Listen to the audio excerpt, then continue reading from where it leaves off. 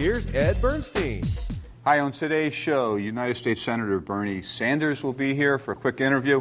And then after that, Councilwoman Lois Tarkanian and her son, congressional candidate Danny Tarkanian.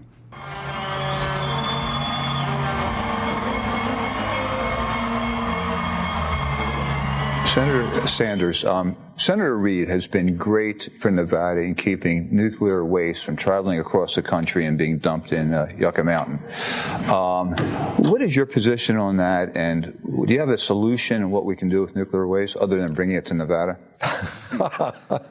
Well, first of all, Senator Reid has been great on that issue. He's been great on many, many other issues, and I've been very pleased to work with him for the last 9 years. And his departure from the Senate is going to be a real loss, not just for Nevada, but for the United States. In terms of nuclear waste, we got a real problem. So the first thing we have got to recognize is that when we don't know how to get rid of the waste that we have nuclear waste in the state of Vermont. We don't know how to get rid of it right now. I'm not sure why people are talking about building new nuclear power plants. So what we have got to do is stabilize what we have right now.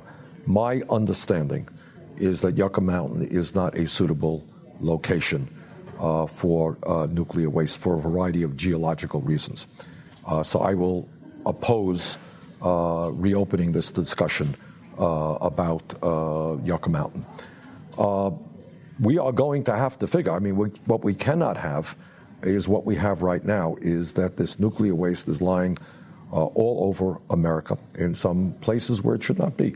In the case of Vermont, it's riding on the Connecticut River, not a particularly good location. Mm-hmm. You're a big advocate of medical care. The Affordable Care Act provided that took away the maximum limit, $1 million lifetime limit for insurance. It also took it away with pre-existing conditions. It's been a godsend for me. I have a daughter who just went through 2 organ transplants. How would you at all tweak the Affordable Care Act? Well, this is how, as somebody who was on the committee that helped write the Affordable Care Act, I was very proud that it got passed, and as you've indicated, there have been a number of changes which have been very, very positive. You've mentioned one, doing away with this pre-existing condition is another. The fact that some 17 million people now have health insurance who otherwise would not have is also something very significant.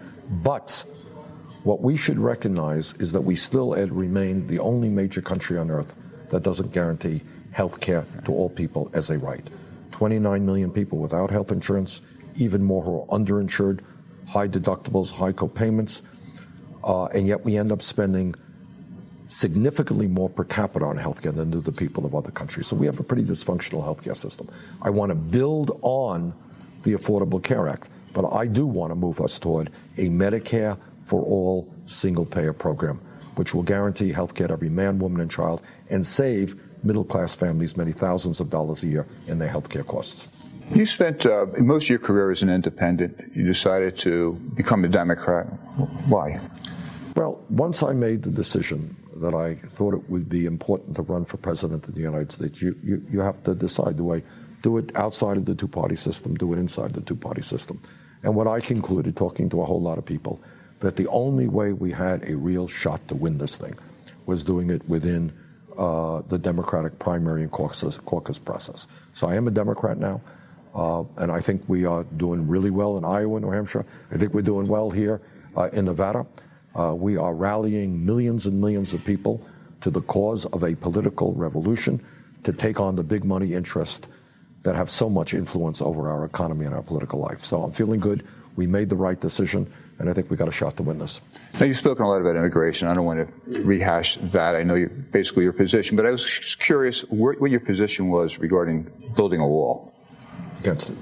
Against it. Yeah. I think clearly we need secure borders. You got a lot of modern technology out there. We got a lot of manpower out there.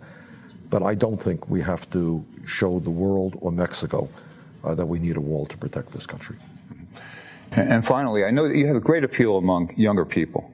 I'm not surprised. You met my daughter, who is a Senate page, who told me 5 years ago, when she was a Senate page, that you were the only Democratic senator that every day would engage all the young pages over at the Capitol.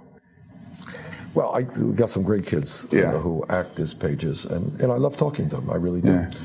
But I think our campaign is exciting a lot of young people who otherwise would not be involved in politics, but it's not just young people.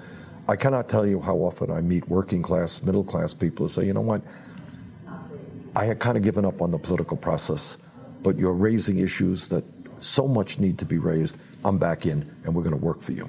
So I'm very excited about that. Yeah, and thank you so much, Senator. Thank you.